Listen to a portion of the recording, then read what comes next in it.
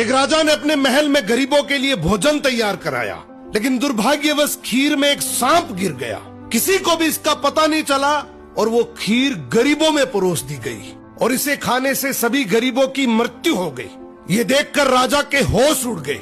उसे लगा कि उस पर गरीबों की हत्या का पाप लग गया। पश्चाताप में वो अपना महल और राज्य छोड़कर जंगलों की ओर निकल पड़ा। उसने सोचा कि शायद तपस्या से उसे इस पाप से मुक्ति मिल सके। चलते चलते वो एक गांव में पहुंचा। गांव के चौपाल में बैठकर उसने पूछा कि क्या इस गांव में कोई ऐसा परिवार है जो सादा जीवन और भक्ति में विश्वास रखता हो।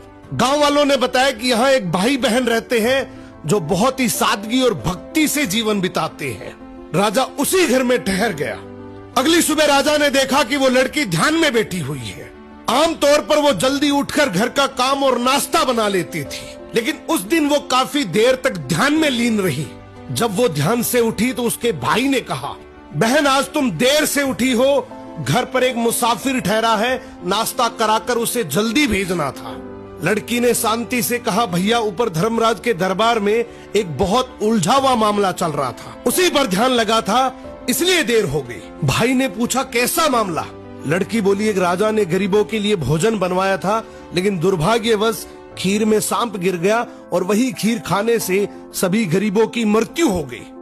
अब धर्मराज ये तय नहीं कर पा रहे हैं कि इस पाप का दोष राजा को लगे या उस सांप को या फिर उस नौकर को जिसने बिना जांचे खीर परोस दी थी। राजा ने प्रार्थना की, क्या मैं एक रात और यहाँ रुक सकता हूँ? भाई बहन ने अनुमति दे दी। उधर गांव की चौपाल में दिन भर लोग बातें करते रहे कि पता है फला राज्य के राजा ने अपने राज्य के गरीबों को हटाने के लिए उन्हें जहरीला भोजन खिलाकर मरवा दिया।